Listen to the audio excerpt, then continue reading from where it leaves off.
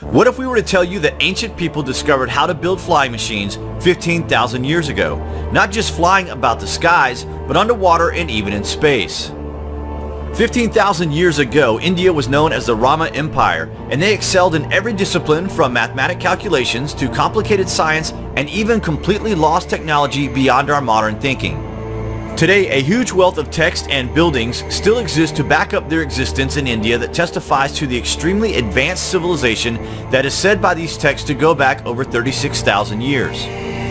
This civilization was wiped out by the ancient cataclysm 12,000 years ago, but today, many secrets are being uncovered that we are told is nothing more than myth, but we think not.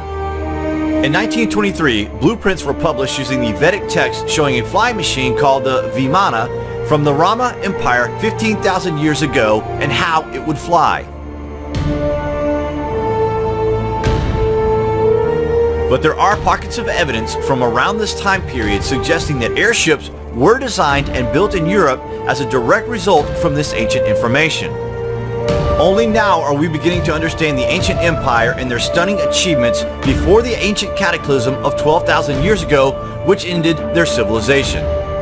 Wait till you hear this.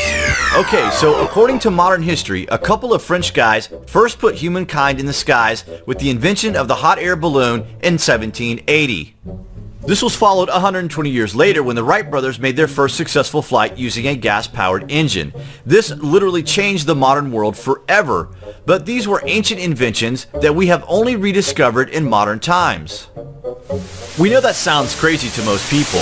We have been deliberately educated in such a way that makes us completely ignorant to ancient history. There are barriers in place stopping us from seeking the true history of the world and of humankind. Is this because of the trauma the human race suffered during the cataclysm? The old cliche that it's easier to move on than to remember the past. That is a possibility, you know.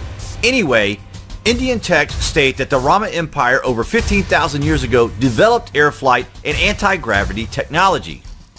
The Indian Sanskrit epic tale handed down for generations called the Ramayana is an epic poem that may actually be an actual historical account of the ancient war between mighty beings elevated as hero gods. The Ramayana mentions numerous flying machines called Vimana, which rained fire upon the cities of the empires of the prehistoric Indian kingdom. UFO researchers and even rogue scientists propose that evidence exists that man had already developed anti-gravity technology, with some accounts of a battle on the moon between warring factions of two mighty ancient Earth empires. All of this ancient technology was lost when both sides, the Rama Empire and the nation of Atlantis, used weapons of mass destruction to plunge the entire world into a cataclysm, resulting in the legendary sinking of Atlantis, and in Vedic Sanskrit lore, the annihilation of the Rama Empire via atomic warfare. This would fit straight into history and explain a lot about the lost history on Earth, but for now we are still being force-fed historical lies. The account of these ancient flying machines has been reduced to hand-me-down religious epic poems over generations.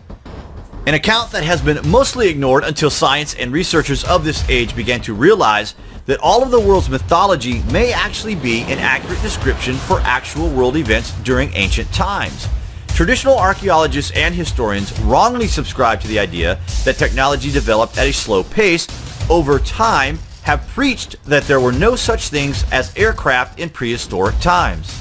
Even NASA is picking up the slack. They are working on an ion engine which uses a stream of high-velocity electrified particles, technology similar to ancient mercury-powered ionizing engines of Vimanas, but using today's knowledge and engineering. Ancient Indian Sanskrit texts have extensive and extremely detailed descriptions of flying vehicles used by godlike heroes to travel their kingdom, as well as flying temples waging war against another rival kingdom, the Atlanteans. The Ramayana and other Indian Sanskrit epic poems have been relegated to mythical status by historians rather than accepted as a crude but accurate account of flight and gravity-controlled technology and war histories of two highly advanced ancient civilizations. A regression to hunter-gatherer survival conditions may have happened if a pole shift hit us, conditions of which are being studied right now by new think archaeologists looking for an explanation for global coincidences in archaeological dig findings and regional myths and folklore. In 1875, the Vimana Sastra, a 4th century BC text, was discovered in a temple in India. The Sanskrit text detailed ancient Vedic flight technologies for the operation of Vimanas, including instructions on steering the aircraft in air, underwater, and in space, what precautions to take for long flights, and protection of the airship from storms and lightning. The Vimana Sastra even details how to switch the drive back and forth from solar energy to anti-gravity flight power depending on flight conditions, containing 8 chapters with diagrams describing 3 types of Vimana aircraft, including working mechanisms that are not vulnerable to fire and never break down, plus all the 31 essential parts of an airship and 16 specifically forged materials from which they are constructed. The Vedic text was much sought after document even by the Nazis during their time. The Roman Empire aircraft vehicles are built and designed to absorb both light and heat as power source and for stealth flight. With the cataclysm sinking the Atlantis and wiping out the Roman Empire's major cities with atomic weapons, the world endured a few thousand years of post-apocalyptic Stone Age existence. We are slowly warming up to this idea as fact, and we may even one day uncover how to replicate this lost knowledge. We told you the truth may be stranger than you think.